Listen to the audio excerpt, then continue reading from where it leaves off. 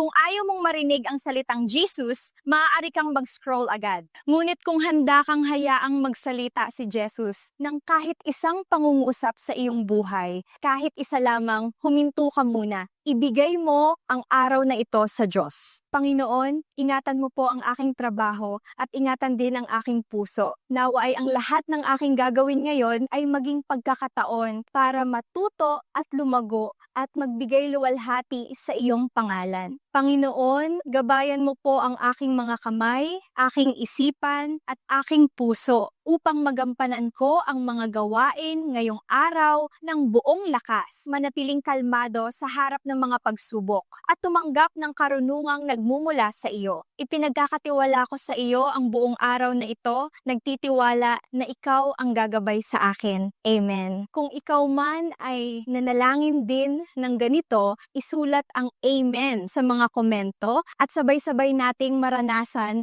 ang presensya ng Diyos.